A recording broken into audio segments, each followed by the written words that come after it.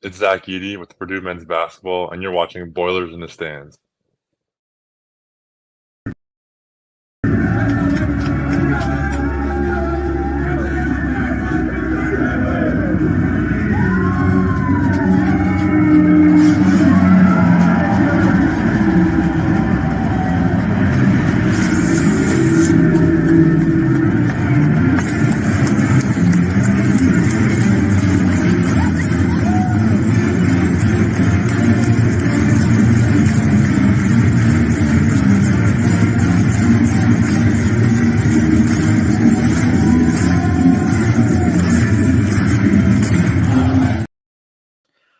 Welcome back to Boilers in the Stands. I am your host, Joe Jackson. Joining me, as always, is my co-host, Kraig Bowers. Kraig, how are you doing today? Doing well, man. Excited about the show tonight. I know, so much in the landscape of college sports has changed in the last few years, and a large part of that is around NIL and then the formation of these alliances.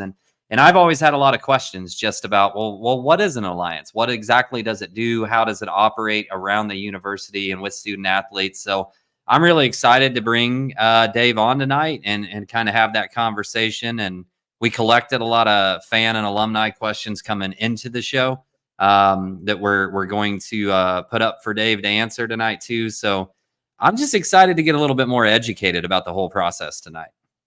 Yeah, 100%. It'll be a good conversation, and we'll bring him on now, and that is CEO of the Boilermaker Alliance, Dave Neff. Dave, appreciate you coming on. Hey, good evening. Thanks for having me on, guys. Yeah, so as we get into it, I guess we should probably just start with a little bit of background. And so if you could just tell us a little bit about who you are and kind of what your role is with the Boilermaker Alliance. So I was hired in December, just a couple months ago, as CEO of Boilermaker Alliance, which, for those that don't know, is Purdue's exclusive NIL collective. And so this group was really formed in late spring of 22 by a group of alumni, really volunteers. They formed a board and, had some just sort of interim leadership, had a full-time staff person. He left last summer, director of operations, went up to UConn. And so then they entered into a search really to find a leader for the collective going forward. And I was reached out to by a recruiter in Indianapolis and really just kind of went from there. I've got a background in sports, started my career at Pacer Sports and Entertainment. I've been in sort of chief revenue officer type roles, have kind of been in both the private sector and the philanthropic sector, which, Boilermaker Alliance is a 501c3. We also have a for-profit entity as well where we can facilitate commercial deals. So I think the world of the Purdue brand, I think it's extremely hot right now, certainly in men's basketball, but just as a university and, being in the cutting edge of college athletics, despite what some people might think of NIL, this is a system that's here to stay. It'll continue to evolve. I just saw it as a really unique opportunity in time. Yeah, Dave, and I've got another question, but just for listeners who don't know what a 501(c) or a 50, what'd you say? 503c, 501(c)? It's a nonprofit, so a charitable organization where we can accept donations that are then tax deductible. Okay, good, good. I guess just to begin, can you give us an overview of what is Boilermaker Alliance? Just in general, what do these alliances do around universities? So what we're referred to as a collective. And so again, to be clear, I am not a Purdue employee. All collectives must live outside the university. And so what I think Purdue has been really smart about is you see sometimes at other schools, there's multiple collectives and this donor is getting in a turf war with this donor, right? Because they care about football over basketball or, this, that, and the other. Purdue's been really smart. And I'll give, Mike Babinski, the athletic director, and his team a lot of credit, as well as Mike Berghoff, the board chair, who's been very supportive of us, the board chair of Purdue University, to say we're only going to have one that we endorse, and that's the exclusive collective, and that's Boilermaker Alliance. And what's so critical, guys, in this NIL space is trust and alignment. If you don't have those things, Purdue has 600,000 living alum, as I'm sure you know. It's already sort of this topic that has a little bit of taboo around it, right? I think it's getting more normalized with each passing month. I get that some people still don't love it, but face it, college athletics is an economic machine, and a lot of other people are getting paid. And so, college athletes, and we can get into, kind of what that looks like. Most are not being minted millionaires. We can get that out there, right? But to have a little bit of extra money that they can send home so their parents can travel and watch them, compete and get a hotel and pay for parking. I mean, little things that add up, right? I know the purists think, the scholarship's enough and that should be it, right? The scholarship and the education they get at Purdue. But, times have evolved. And so this is obviously the system that we have. In order to be competitive, we have to have a robust NIL collective. Why? To attract elite athletes. Purdue already has world-class facilities, support staff, coaches. Elite athletes is the missing piece, and you're not going to get it without some form of a competitive NIL program. So what does that, what does the collective do though? You guys essentially are finding charitable organizations, businesses for the student athletes to ink NIL deals with, or how does, what in general, what does the collective do? So the collective, I'll be very clear as well. We are not out meeting with recruits. Donors to the collective are not out meeting with recruits. That's impermissible. And that's why you saw Florida State get in trouble a few weeks ago. There's an investigation going with Tennessee. I would like to assure Boiler Nation, I talk with our compliance department almost every other day. And so we are really working hard to, abide by the rules, do things above board as Purdue has always done. We didn't have this infrastructure in place, a couple years ago. And maybe there's some other schools that already did, I don't want to point fingers, but, so we're building the plane while we're flying it. And so our job at the collective is to bring in funds. As I said, there's really three primary streams. One, the biggest has been large major donor type gifts, right? That's been the initial, I would say, seed capital that's allowed us to be somewhat competitive. Secondly, we have a membership model. So for as low as $25 a month, and I'd like to come back to that, members, people can sign up, alums, fans of Purdue can sign up. And that makes a real difference. I just want to be clear. $25 a month, $125 a month, whatever you can do.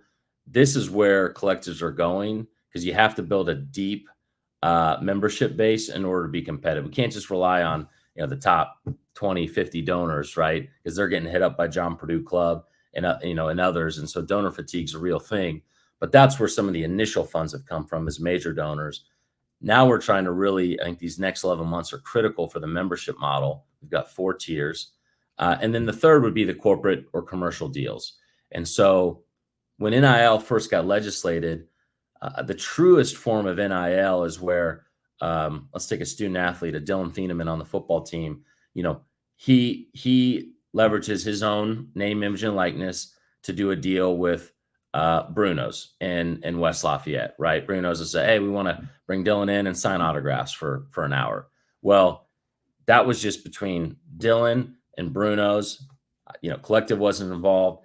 And they do that through something called the Boilermaker Marketplace Exchange, which was the first sort of thing that got stood up a couple years ago before the collective even got started. And that really is true NIL.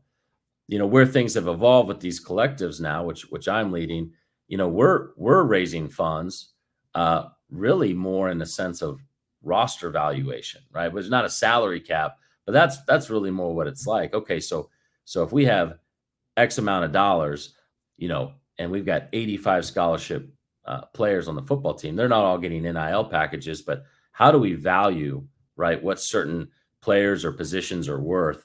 And you see lots of On3 NIL valuations out there.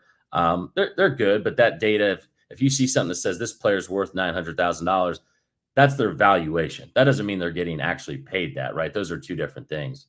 And so we're the group that's bringing in the revenue. So a lot of it has been fundraising.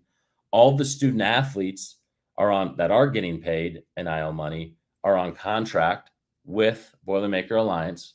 Okay, so their contracts are with us. They're 1099s. They don't get paid the money until they've performed a service. And this is where we go out into the community, partner with the Boys and Girls Club, Varsity Blood Bank. We had a group of football student athletes reading to students at Miami Elementary in Lafayette earlier this week. And once they've completed, out of season, it's generally 2 appearances. In season, it's 1. They also have to do a couple social posts a month. But once they complete that, that's when we can issue their monthly payment. And it's done through a system of record called Influencer. So this is all documented. Notes are taken, pictures taken. And once they do their service work for the month, that's when we can issue payment. So it's not pay to play. You hear about that. You hear about other schools where student athletes are like, oh, I don't have to work at all, and I still get paid. Again, the Purdue way, we are certainly abiding by how NIL is designed. Yeah. So we did get a couple comments as we put out some questions, just to our social medias and stuff. One that we got was from David Elkins from Boiler Diehards. And so he asked, how does the relationship between, your Boilermaker or the Boilermaker Alliance and the school work? Like, what is the relationship between those two, and how does it kind of overlap, if there is any?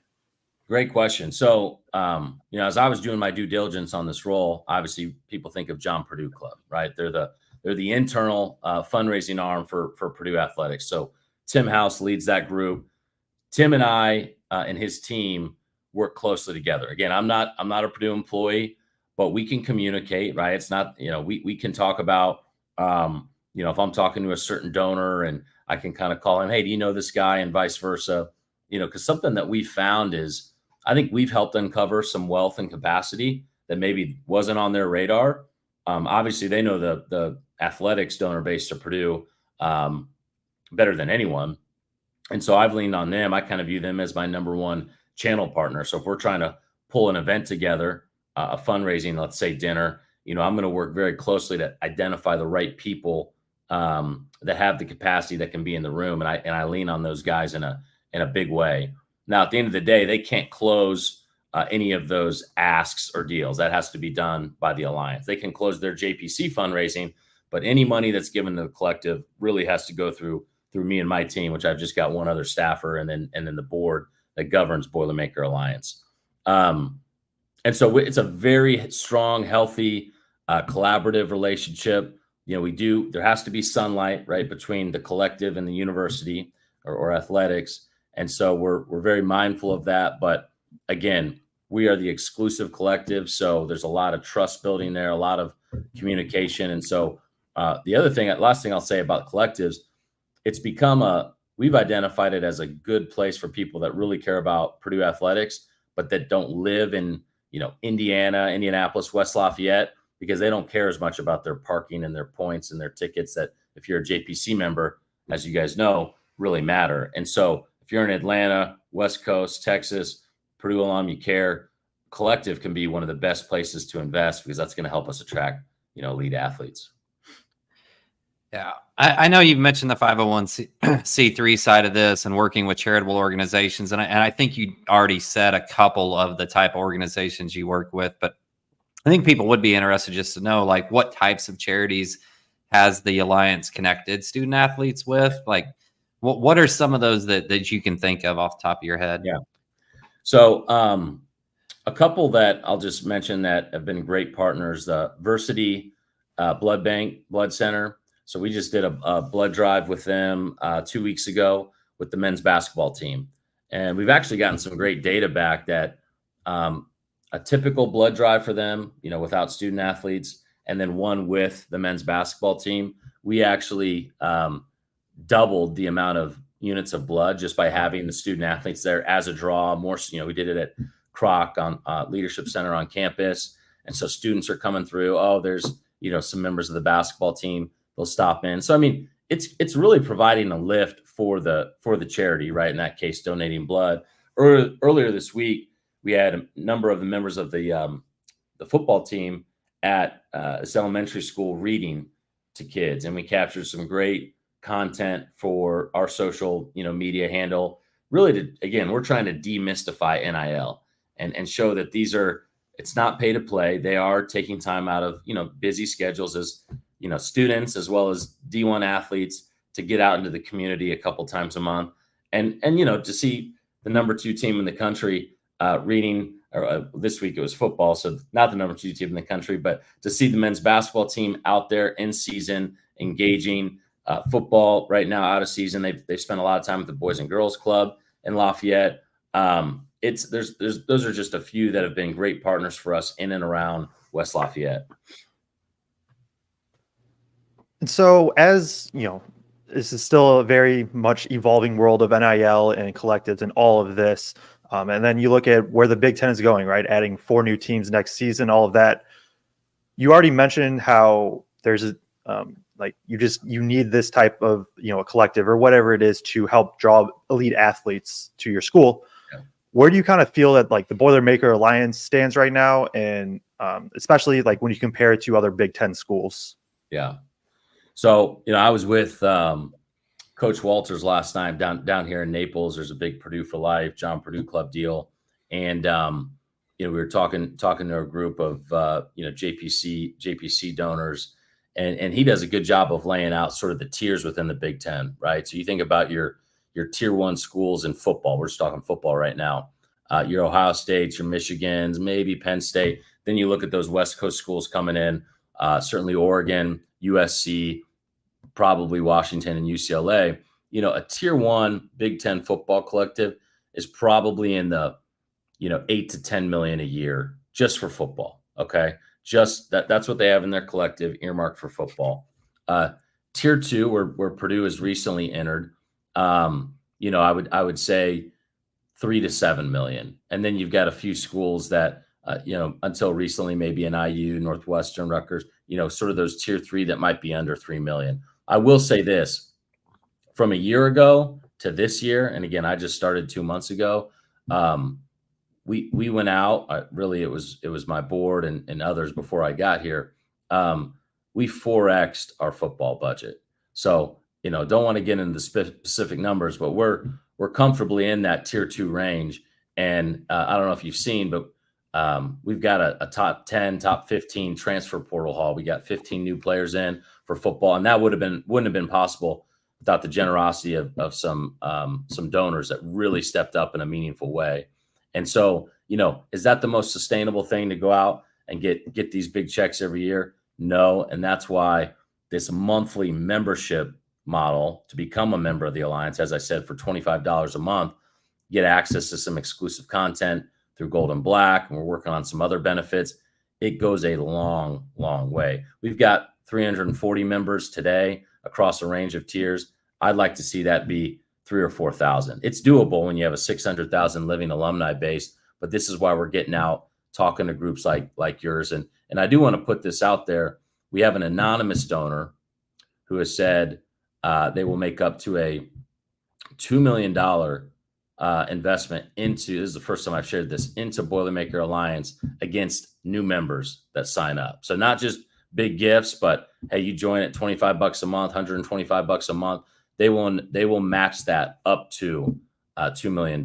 So we're really trying to focus on that membership piece. Why? Because that's a sticky, recurring, monthly revenue stream that can be scaled, right? And is much more sustainable than hitting up big donors year after year.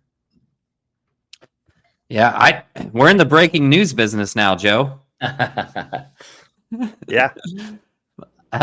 I think you mentioned it in that you set a target in terms of the amount of members that you would like to have signed up as a goal. Is that where your target is? That's where your goal is in terms of total membership? Is there a total number just monetarily you'd like to see the Alliance get to on an annual basis? I mean, we're on our way. We're not an 8-figure, a $10 million collective yet.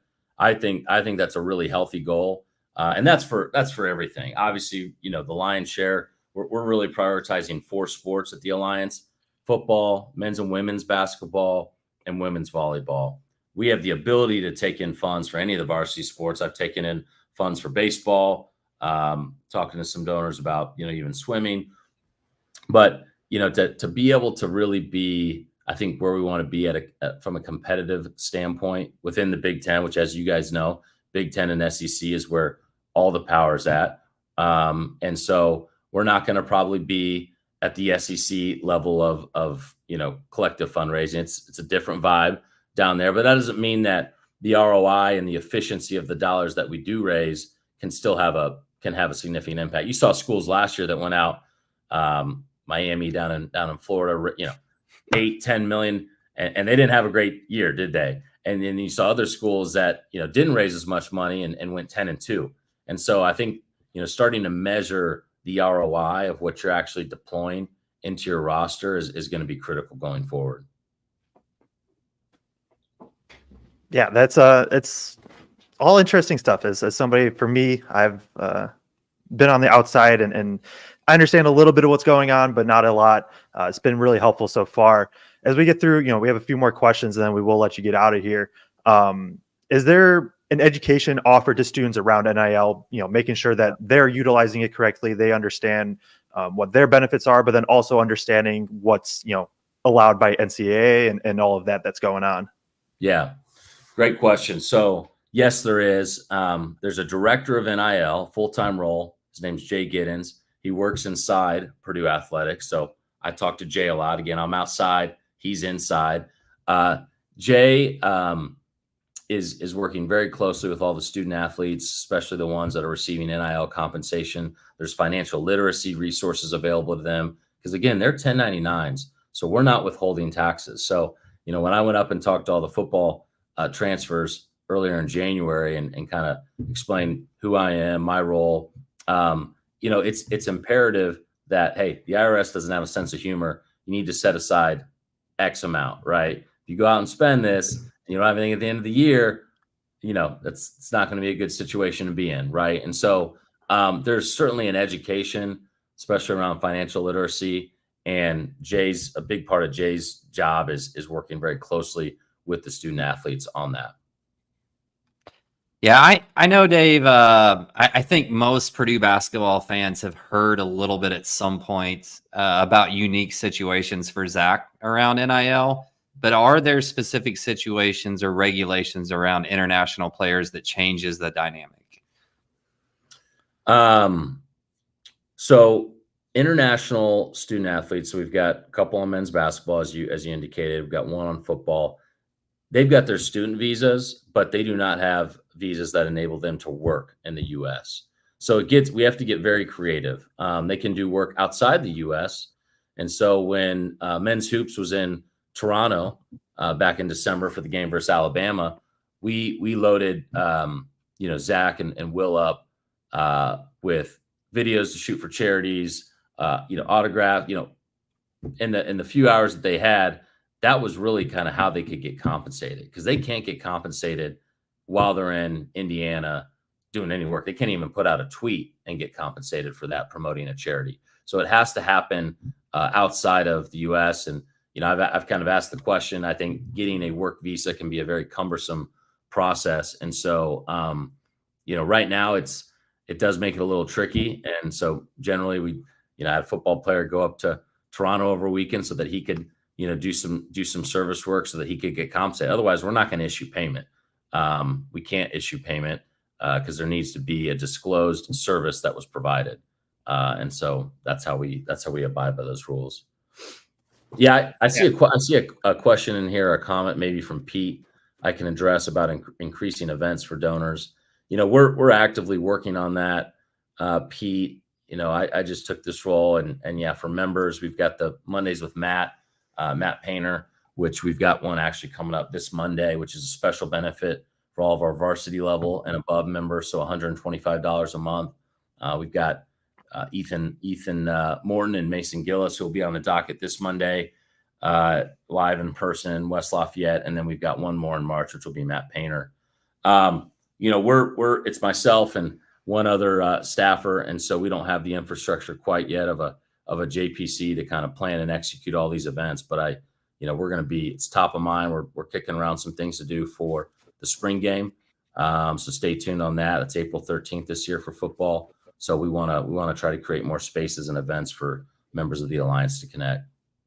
And for those of you that are going to listen on Apple or Spotify tomorrow, just so you understand what we were talking about right there, Pete's comment was to please increase the events for donors during game days, season ticket holder for football, basketball, day one Alliance membership model participant, but can't make it down for special trips on another day on Mondays for the sessions, just wants more stuff around game day. So that's what Dave was addressing there, specifically about looking for more opportunities to do that.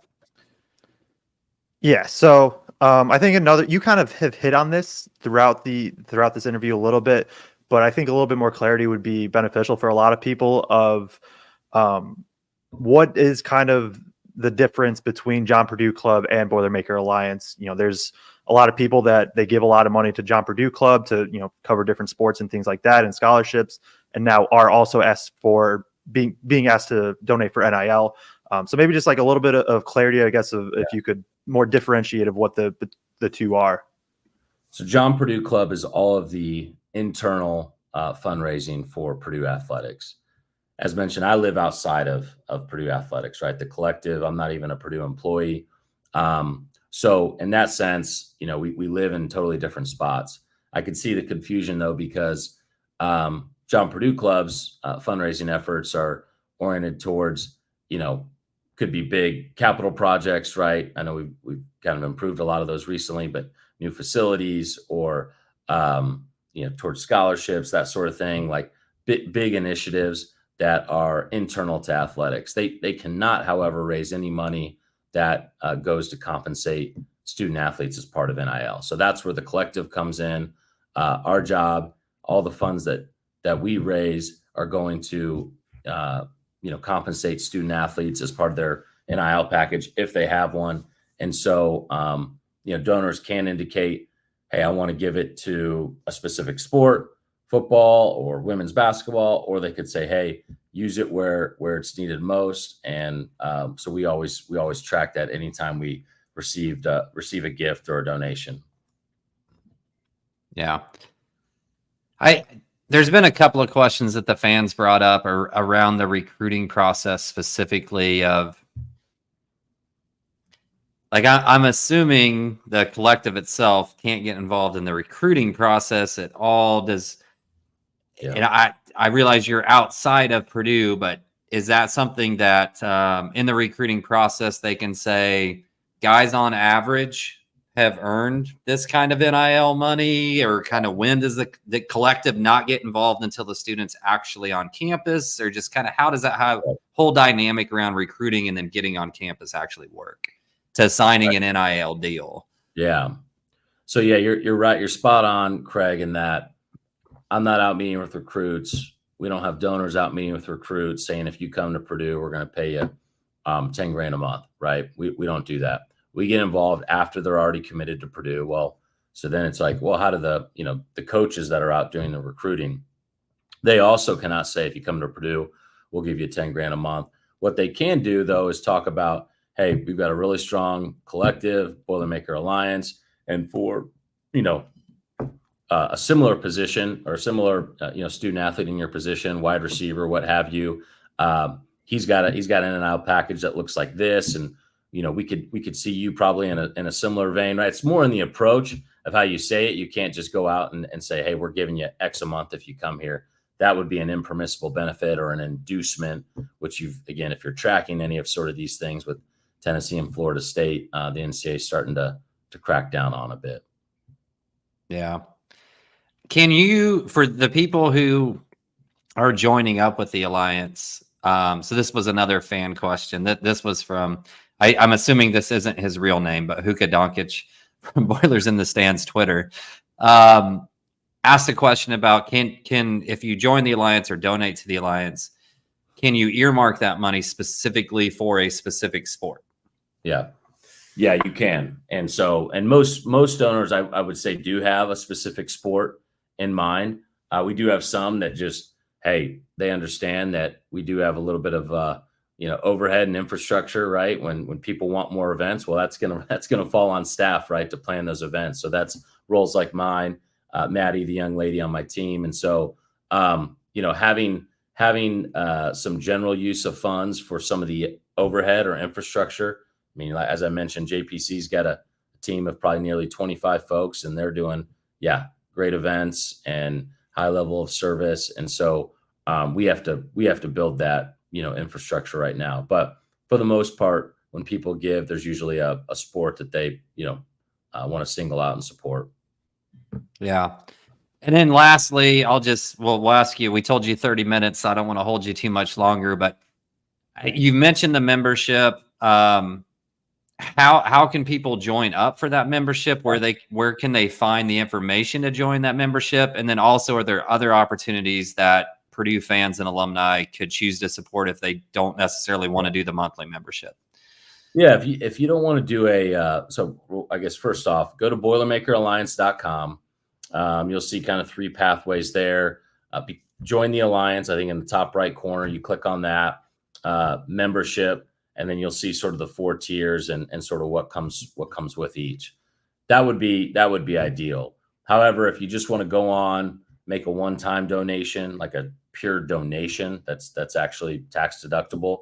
You can do that through the website as well. The membership piece is not tax deductible because of the benefits that you're receiving, the access to the exclusive content, that sort of thing. So that actually is more part of the commercial side of what we do. And so, yeah, donations, become a member. If you're a business owner, we're going to have more opportunities coming down the line where if you are interested in certain student athletes, really kind of more the true form of NIL, being a brand ambassador for you. We've got a couple of arrangements with some of our student athletes, with some of the car dealers, right, where they're sort of in kind getting a set of wheels, and they're an ambassador for that car dealer in West Lafayette. That's another form of sort of an NIL deal, right, where they're not getting cash, but in return for endorsing and promoting that car dealer, they get a car while they're on campus, right? I gotcha. Is there any other kind of big things that you wanted to hit on while we had a captive audience here beyond what we've already talked about so far, or do you think that kind of covers the main things? No, this has been great. I think a lot of what we're trying to do, and I appreciate the platform, is just educate people. I've been in this role 7 weeks, and I'm probably considered an expert, right, compared to the general public, just because I'm in it every day. I'm reading about sort of new developments, and NIL seems it's a headline almost every other day, right? There's something that's coming out in the vast world of sports. And so I would just say, if you care about Purdue athletics, which I know now, having spent a couple months amongst the fan base, it's an educated, hungry fan base. They do their homework, they do their research. We've got to just deepen the bench of support. And I know it's there because I know what JPC does and what they've built. And so I think it's, again, just demystifying some of these rumors about how much the guys are making. They're all just, being frivolous with the spending. And you got some horror stories out there, but that's not going to happen at Purdue. And then also just the good that they're doing in the community and how this is sort of benefiting. Many of our student athletes don't come from super affluent backgrounds. And so the simple fact of being able to have some extra money so that, their parents can travel to watch them compete and get a hotel and pay for parking and that sort of thing, it really goes a long way. Good.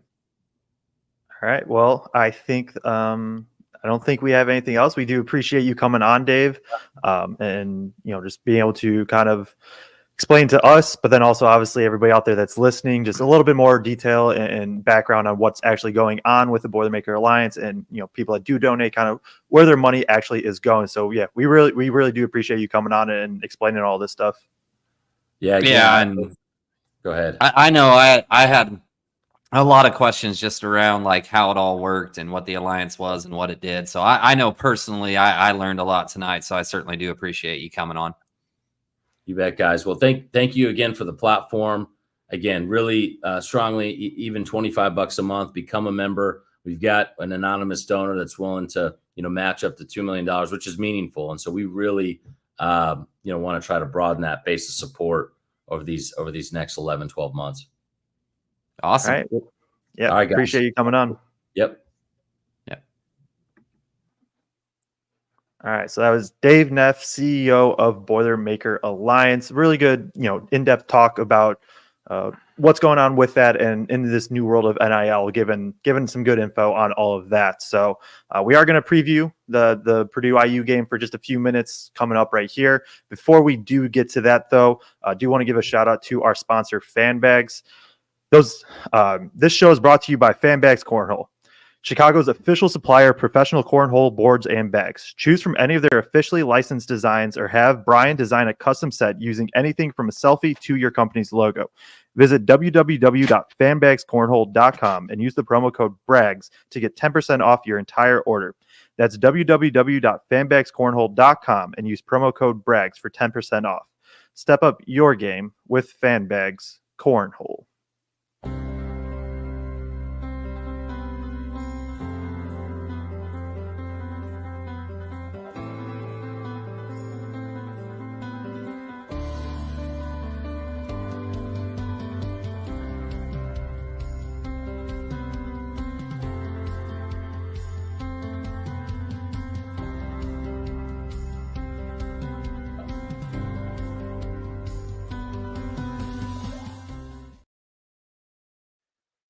So yeah, really good talk about NIL and the Boilermaker Alliance and all of that.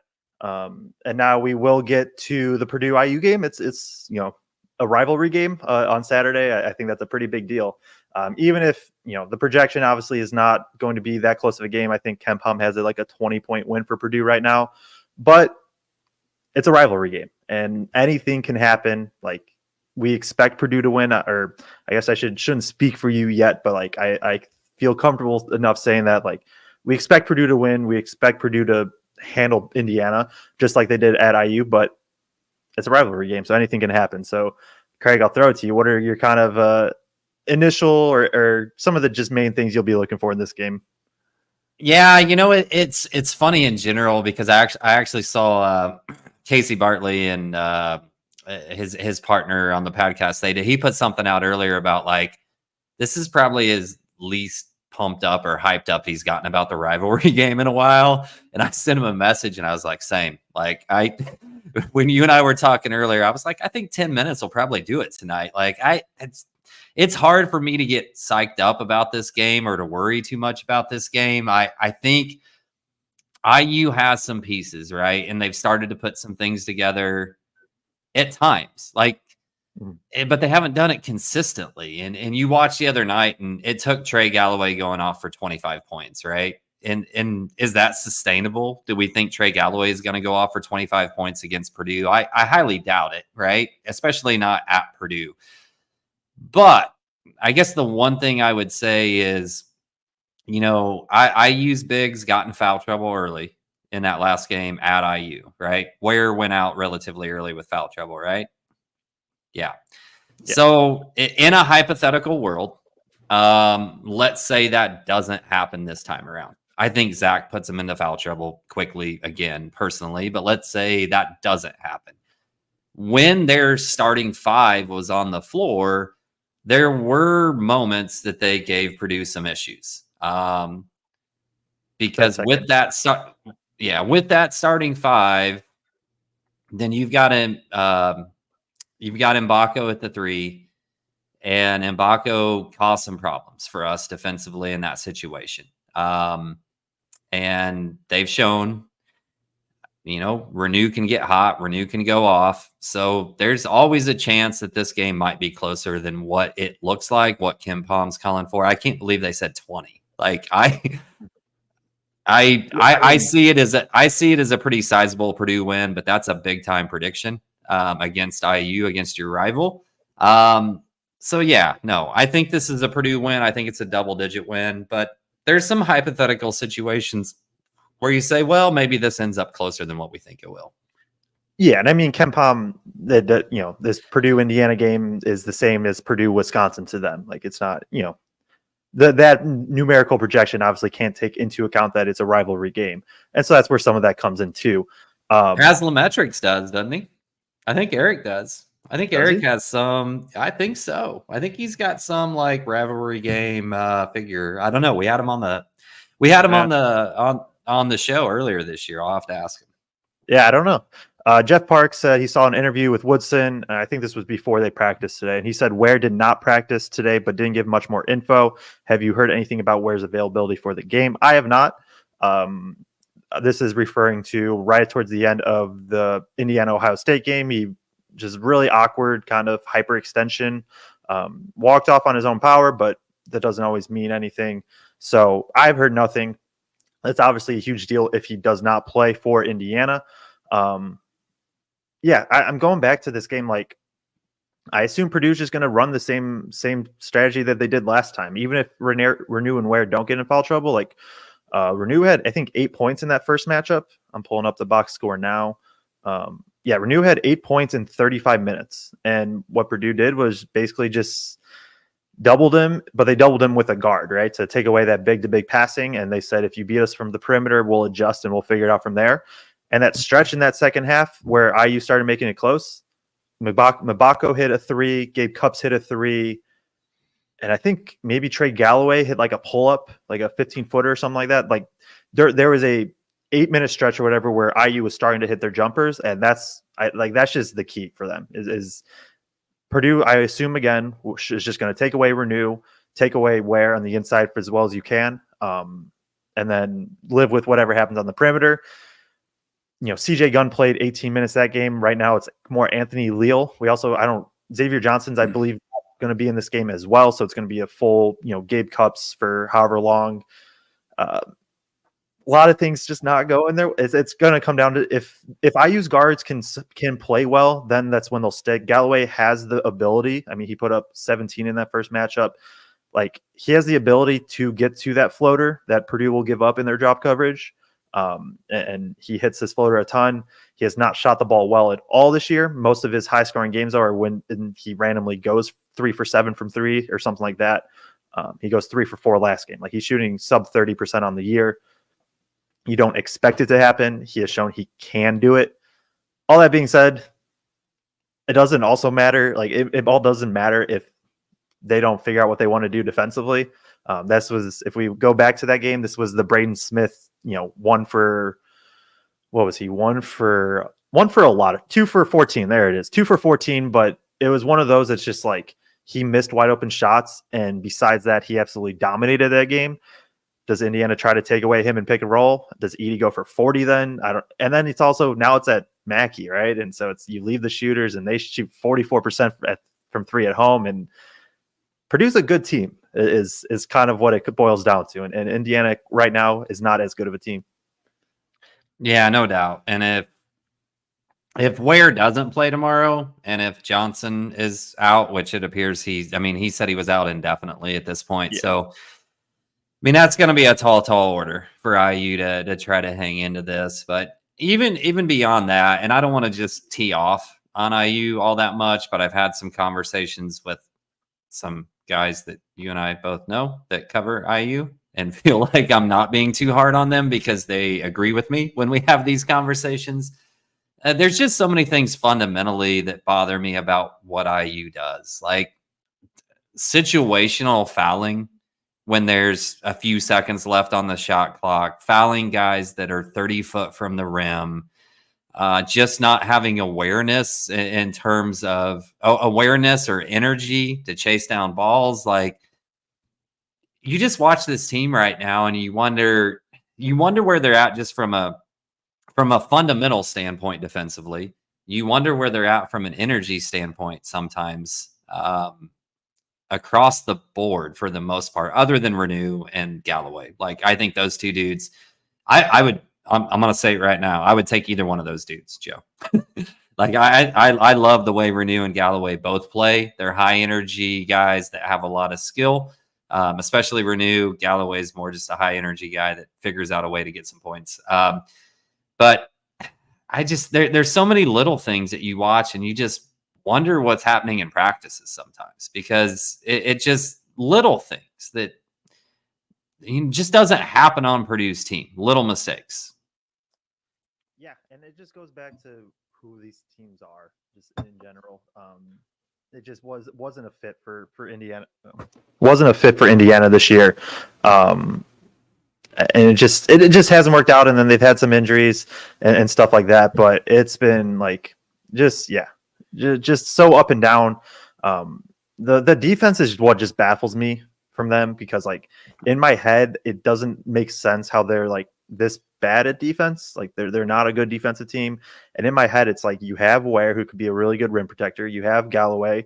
When Johnson was healthy, I would say most is at minimum he's a really pesky defender, if not a good defender on the perimeter.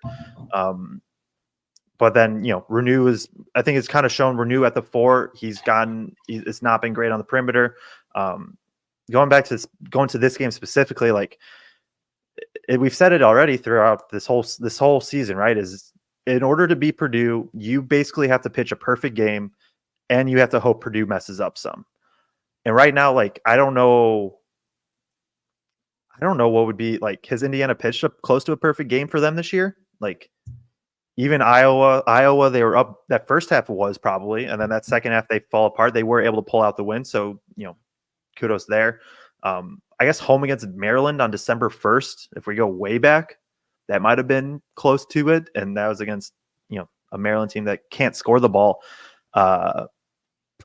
Indiana has to pitch a perfect game, and can it happen? 100%. It's just a lot has to go their way, and that's kind of just a testament to who Purdue is too right now. Like I know we've just spent a lot kind of saying what's up with IU, but like, hey, Purdue is elite. It's right. Not all. It's like even if IU was even just like a pretty good team, like this year would still be Purdue favored by 10, 12 points or whatever you want to say. Yeah, I mean, and good point to bring that back around to Purdue, because we've just been criticizing what IU doesn't do well. But even if they did everything right, like even if IU, with what they have, if IU plays their perfect game, this is a close game, right? Like I don't, unless Purdue would have one of their worst games of the year. I don't, even if IU plays at the highest level that they could for what this team has done up to this point throughout the year, I think this is just a close game, right? Like IU is not capable of playing a best game and somehow beating Purdue by 10. So it makes it really hard for me to get too worried. And man, I feel like this is going to come back and bite us, Joe. Like how 100%. Confident we are in this, but like, man, it's really hard to get overly. I mean, it's going to be fun, right? Oh, yeah. Right? If Purdue beats IU by 20 or 20, if both of those guys are out, like this could be a 25-point rout, and that'll be a lot of fun for all Purdue fans, and we will all enjoy it. But it's hard to just get too excited about specific matchups or anything like that in this game, because it's really just a matter of Purdue overmatches IU at most every position in this game. And Yep, that's it. Should be a very, very, very fun environment. Obviously, I was in the paint crew for 4 Purdue versus IU games, and it's a lot of fun. 8 o'clock, so it's prime time on Fox. Like Limelight's kind of there. So that, like, I think for me, I'm maybe not as excited as most years leading up, but I know once Saturday comes, I'll just be kind of counting down the hours until I'm able to drive to Mackey, and then once we're in Mackey, it'll be elite. Is there? I guess we don't have too much more to hit on. Are you is Braden going to be able to hit shots this game? We assume he's been shooting the ball much better. Like that's not a concern at this point.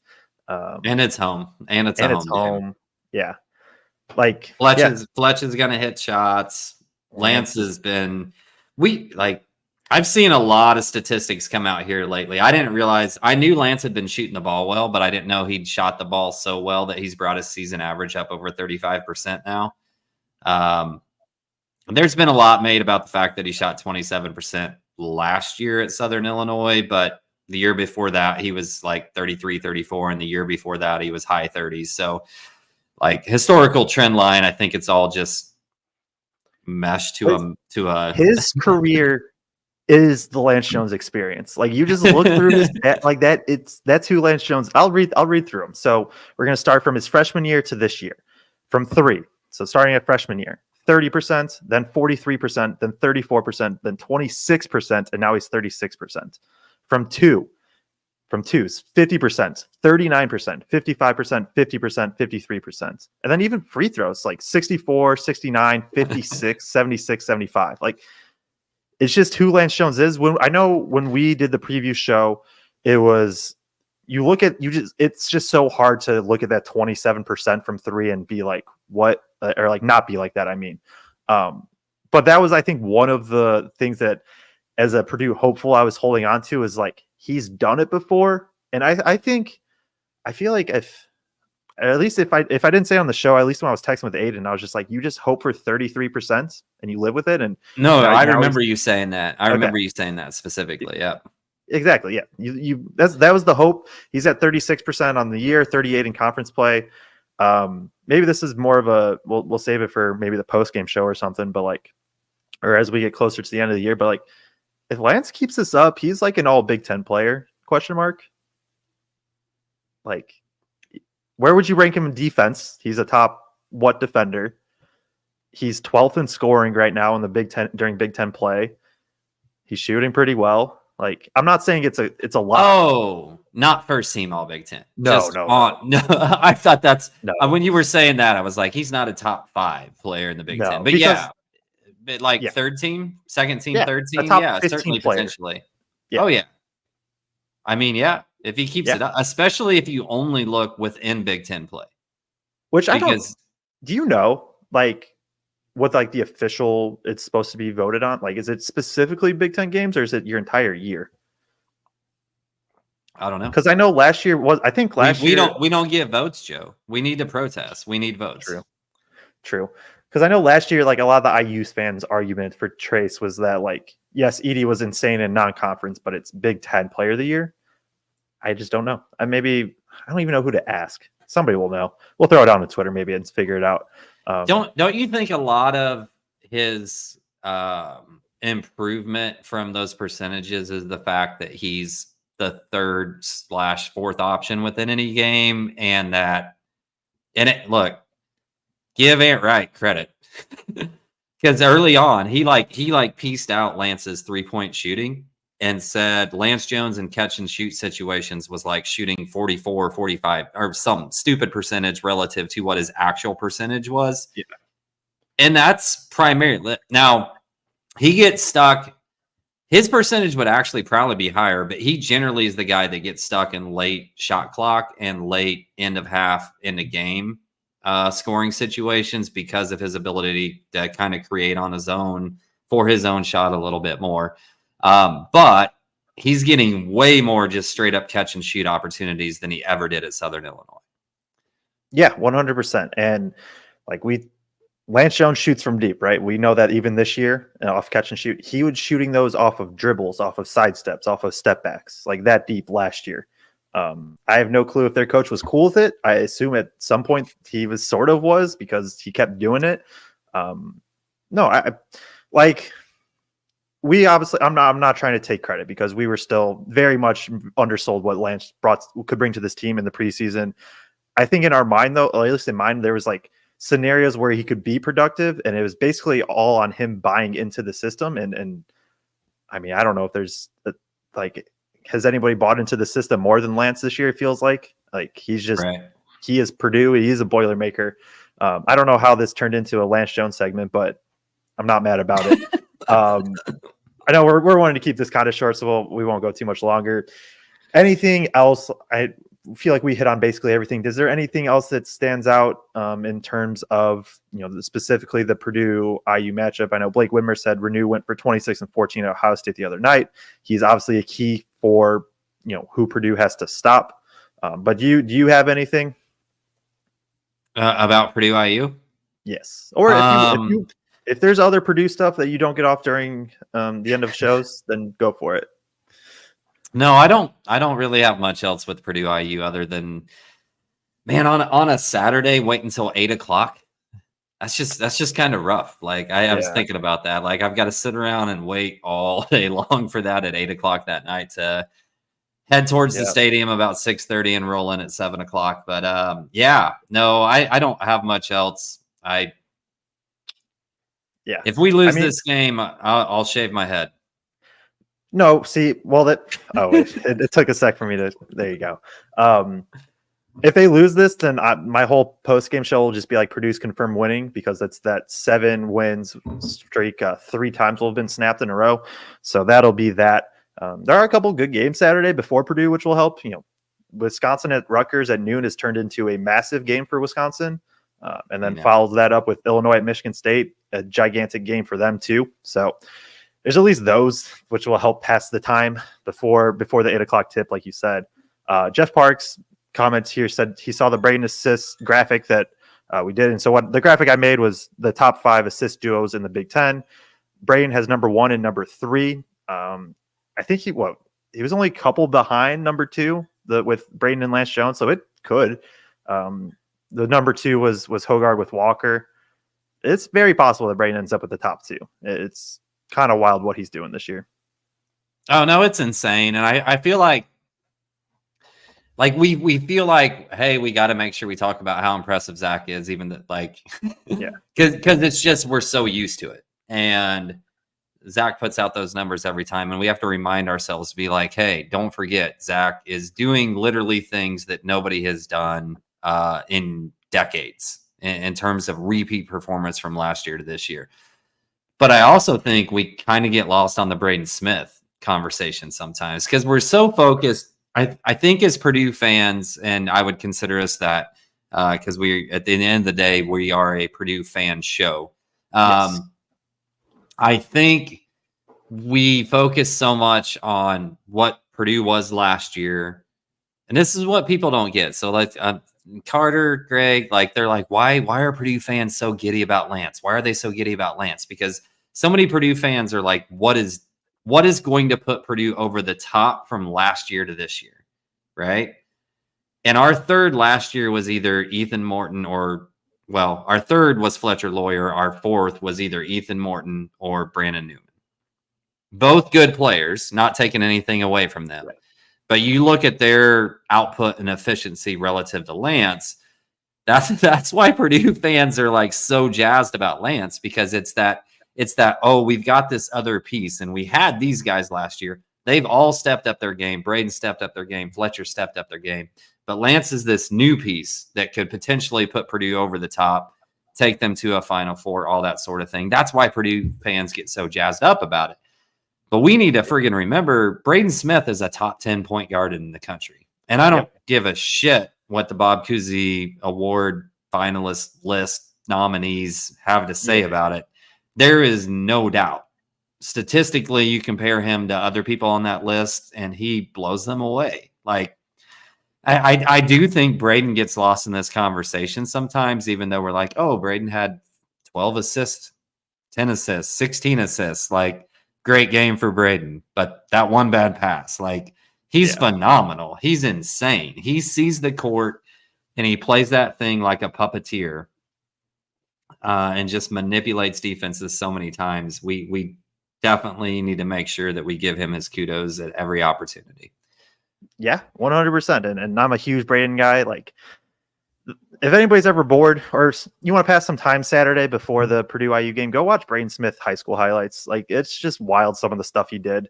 There's all the under recruited and underrated, all that stuff in high school. When you just watch how he played, you just could tell he had it.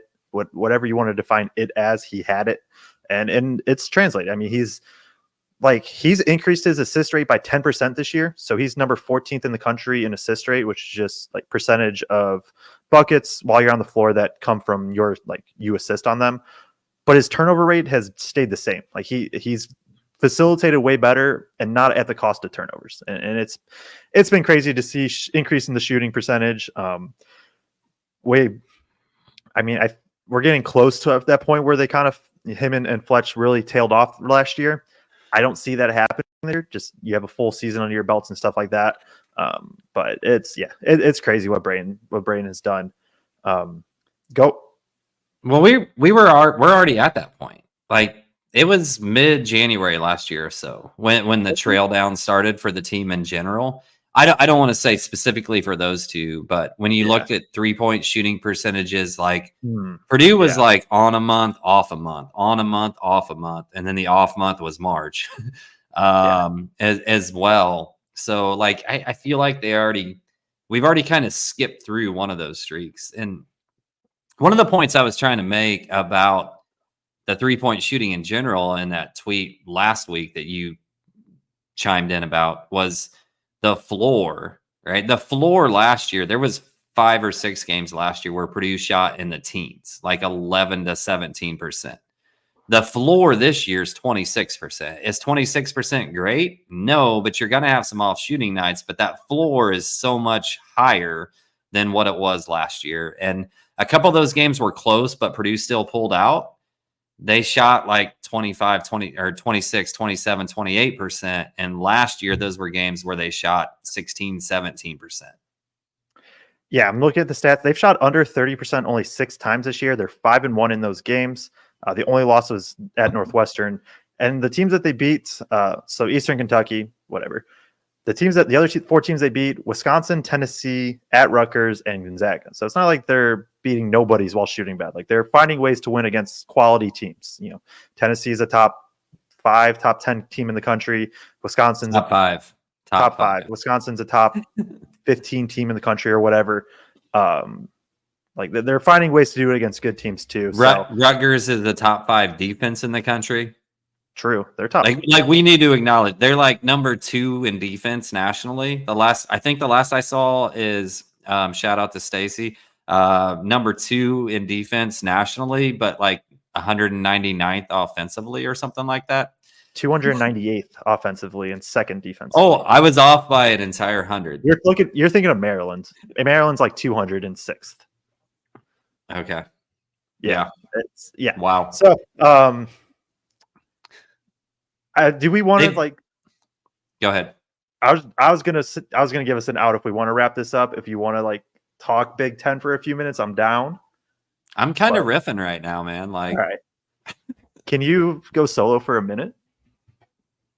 Yeah, I will go solo and talk about the Big Ten in general. And actually, I will talk about the national landscape of how people view conferences right at this particular moment, because I think it's a really interesting conversation as we look around and talk about seeding and how many teams are going to make the tournament. And this year, more so than most years, I just don't know if there's any single conference out there that I truly trust. So, like, the Big 12 has a lot of teams ranked fairly high, both in KenPom and both in the net. But when you really study the non-conference schedule of those teams, like Kansas played a pretty good non-conference schedule. Houston had a couple. Baylor had a couple. Most of that conference's net ranking weight that was built up before they started conference play was kind of built off playing mid-level teams. Like teams that were ranked in the 50s, 80s, like they didn't play top 20 teams. I didn't hear what you said, but I know what you're talking about now. I was talking about, I skipped a beat. I went to the conference debate nationally. And I'm not saying any conference is bad or any conference is good. Like there's just no conference out there this year that I trust, because the ones that Big 12 is really highly ranked in net, but then you look at their non-conference schedule and it's like, well, 8 of those teams didn't play anybody in the non-conference. So like, what do we actually know about those teams? And this is kind of crazy for me to say, because I always make fun of SEC basketball and that it looks like an open run court, like at open gym, watching SEC basketball. I may trust the SEC more than any other conference this year, like 1 through 5 or 6. Yeah, I mean, it's just such a weird year, and I've been transparent of like I watch a ton of Big Ten basketball and I don't watch a ton of elsewhere, but I do enough to at least understand kind of what's going on. It's just like outside of Purdue, UConn, and then maybe I know Houston and UNC are not UNC probably, but like Houston sort of thrown in that mix. Like you can really poke holes in literally everybody, and even Houston. I know you could just say like the offense and like the schedule and stuff. Is there going to be some team that they just can't bully defensively that puts up 70 points and they only manage to score 50 some night? Like, yeah.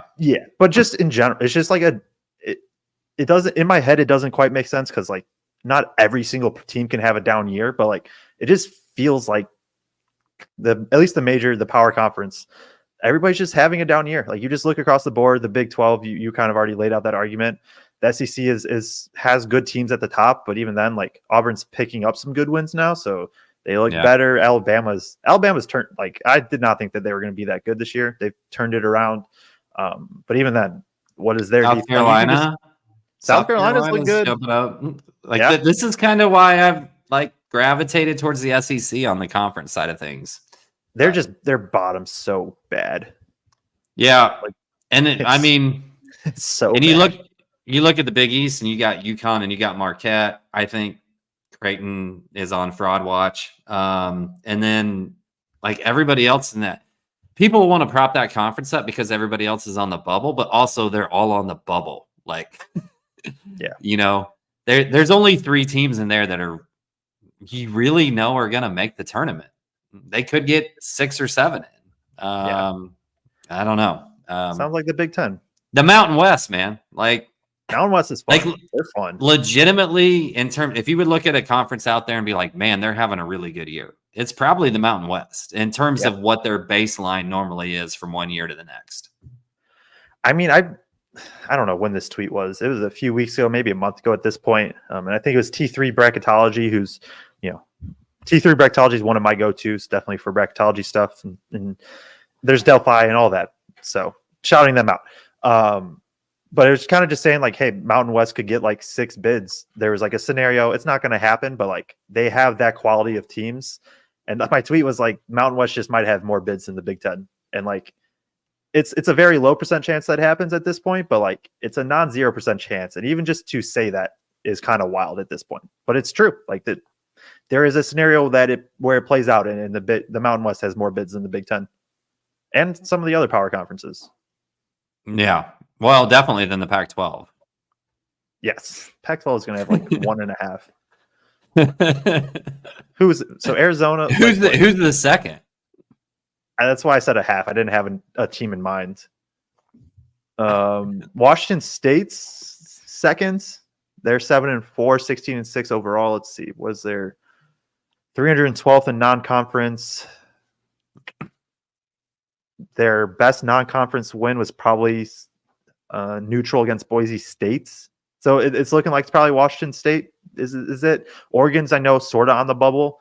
UCLA is looking better, but they were so bad in non-conference that I don't know if they can make it up. But yeah, and they got beat by like 40 in a conference game the other night or something ridiculous. Ohio State beat UCLA. Just think about that. That says a lot.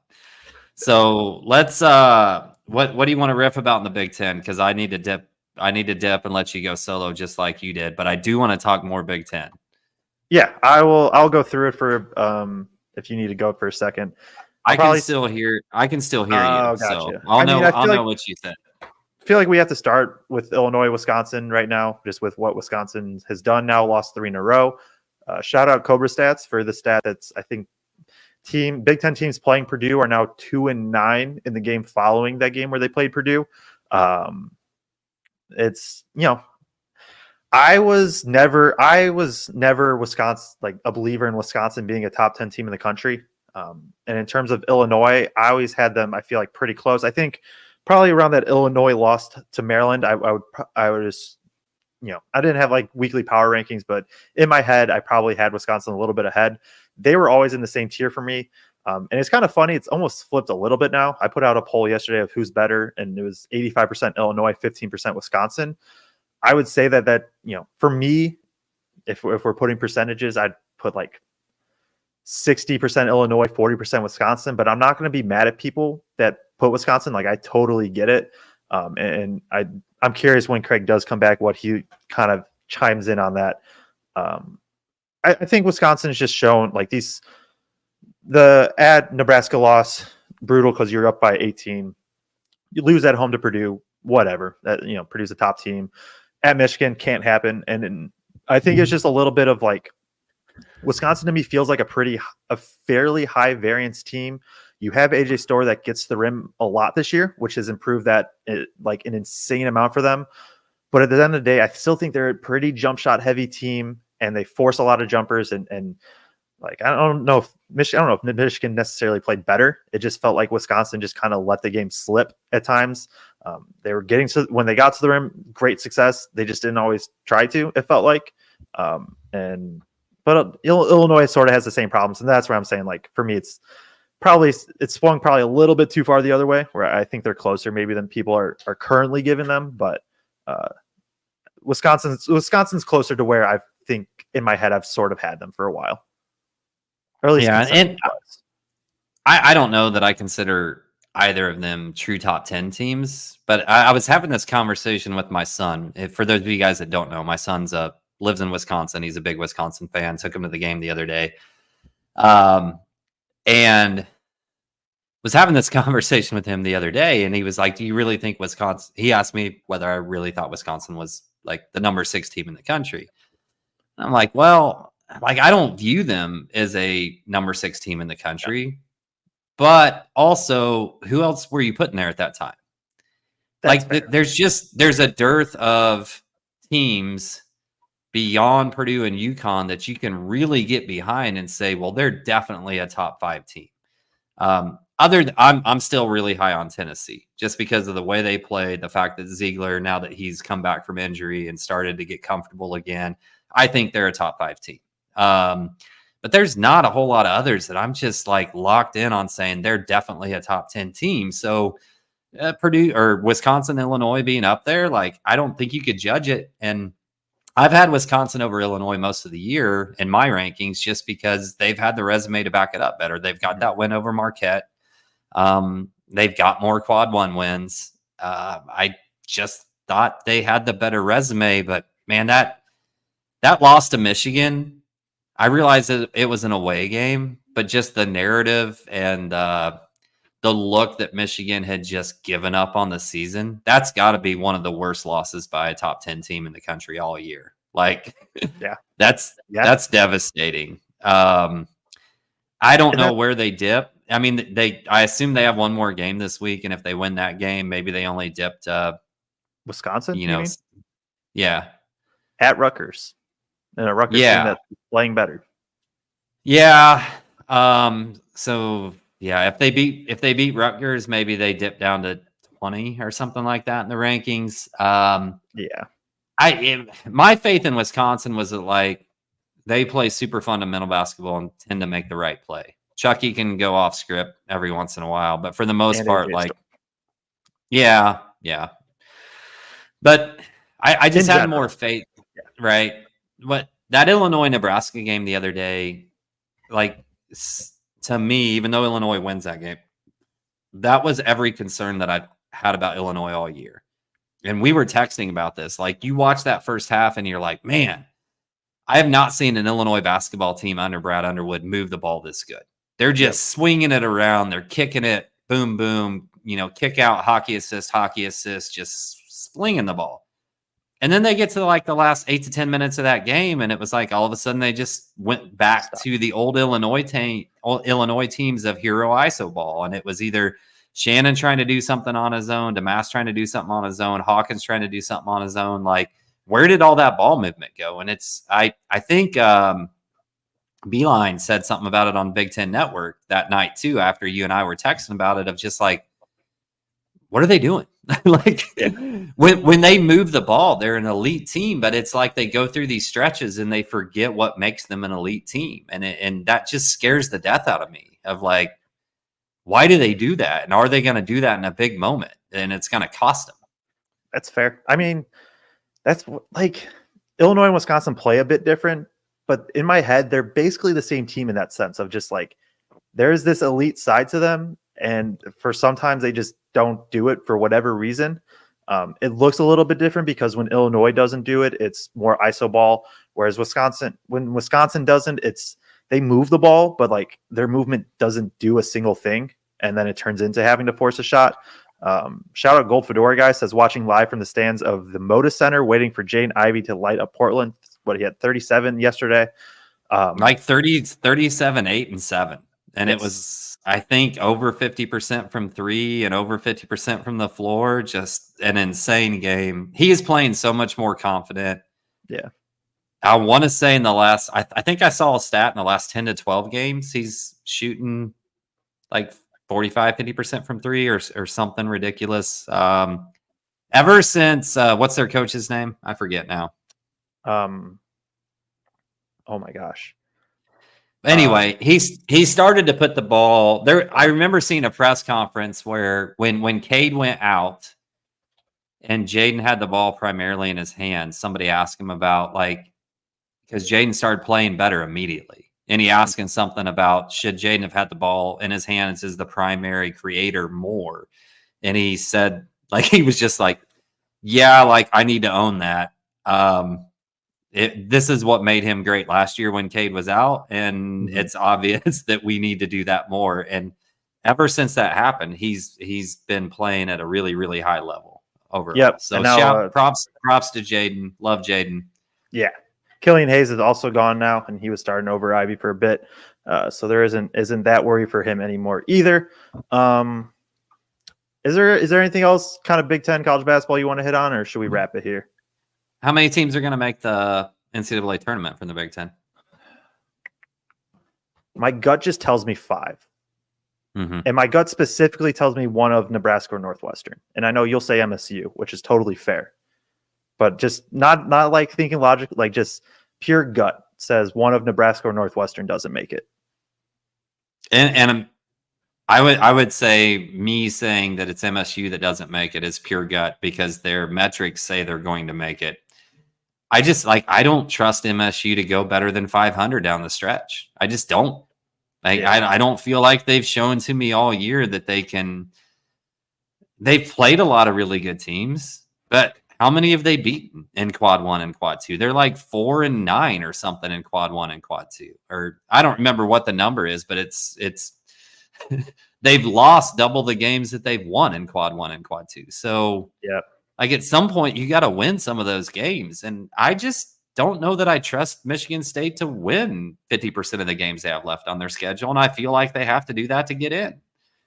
And see, that's where I'm at with Northwestern and Nebraska, too. Northwestern, maybe not quite as much, but both those teams have just struggled away from home. Obviously, Northwestern played really well against Purdue, but I don't know. You just go through they all have pretty easy schedules, and that's where Michigan State if they can pick up this home win against Illinois Saturday, then I feel very good about them making it. Because then their road games from there at Purdue, that's an L, right? Or we assume that'll be an L. Then it's at Penn State, who's feisty. At Michigan, I would assume Michigan State wins that, but who knows? And then at IU, so it's those. It's not like they have hard road games left. That Minnesota game was probably their third hardest game left, I would think, behind the Illinois and Purdue games. But at the same time, did you say they play at IU? Yes, the last day of the year. And you have confidence that Michigan State will win at IU? Yeah, I think they're better. I still think they're a better basketball team than Indiana. Michigan State bigs against Khalil Ware and Renew. Yeah, they'll figure it out. No, I've got that circled as an L for Michigan State. And that it pains me to say that I think IU is going to win that one. But no, I think IU dominates that game at home. Or not dominates, but I think they win. But like you say, Michigan State's got a relatively easy schedule when we're talking about these 3 teams, but they play Illinois and Purdue. Northwestern, they have the hardest probably out of the 3, which is good Northwestern. and bad. It's good and bad because it's less chances for Northwestern and Nebraska to pick them up. But Northwestern's already beat Purdue. Nebraska's already beat Purdue. Nebraska already beat Wisconsin. Yep. They've got 2 signature wins. I think if both of those teams just rack up wins, they've got a couple of signature wins that get them into the tournament. And I think they're not going to go undefeated in the next 8 games or 7 games, whatever it is. But I think there's a good chance both of those teams could lose 1 or 2 games out of the rest of their schedule. And I'm giving Michigan State at least 2 losses. Yeah, I would think Michigan State loses 2. And maybe that's just me being hopeful. I mean guaranteed. And then I think there's a lot of just toss-up games in there for them. Gotcha. I think I think they lose 2. I don't know if it's Illinois. It's Purdue, and then I don't know if it's Illinois or if they get Illinois and slip up somewhere else. That would be my guess. But the other thing with Northwestern, and I don't think it'll be as big of a deal because they have got some good wins. But like, if they don't make it, they're going to look back on December 13th, and when they lost they have a quad 4 loss at home against Chicago State. Like, if Northwestern doesn't make it, that's what's going to be the reason. Is they're going to, they're 7-5 now in Big Ten. If they get to 11 Big Ten wins, they're probably good. 12 I don't see why 12 would keep, 12 should be in for sure. But if, but they do have an easy schedule: home against Penn State, at Rutgers, at IU, home against Michigan. Like, you expect 3-1 in that probably, maybe 2-2 at absolute worst. Then it's at Maryland, home against Iowa, at Michigan State, home against Minnesota. Yeah, you'd expect at worst really 500. And if that's the case, then that's 11-9. If we get deprived of Boo Buie in March, like I know as Purdue fans, we hate Boo Buie because of what Boo Buie has done to us. But me watching him in March, as long as he's not on our quadrant in the bracket, if I get deprived of that opportunity, I'm going to be an angry man. Fair enough. If Nebraska makes the tournament, is Fred Hoiberg the coach of the year in the Big Ten? It's him, Ben Johnson, or Painter at this point, right? Right. And what he was picked, Nebraska was picked in the media poll, like, I want to say probably somewhere between 10 and 12, 10 and 12, somewhere in there. Where Minnesota was like 13th or 14th. Yeah. And now they're 5th, 6th-ish I don't know. It's going to be crazy that Matt Painter's not going to win a Big Ten Coach of the Year out of this stretch, but I get it. I get it. It is what it is. Like, because the vote is very much who was projected terribly that's done really well. And I do get that, especially in like the pros, because you, as a coach, for the most part, you don't have control over your roster. But like in college, you build this program, and Painter like has done that. But I get it. I'm not like too upset about it. The Tyberry injury for Northwestern is going to be big. We'll see what happens. Martinelli looked good, but Northwestern is a not deep team at all. Anyways? And do we know if have they announced anything? I haven't heard anything. No. Yeah. So, all right. I do need to get going. I assume you're good too then. All right. Well, basically, me and Kraig before this, we said 10-15 minutes on IU. If there's ever a line, just bet the over on how long these shows go, because it's just gonna go.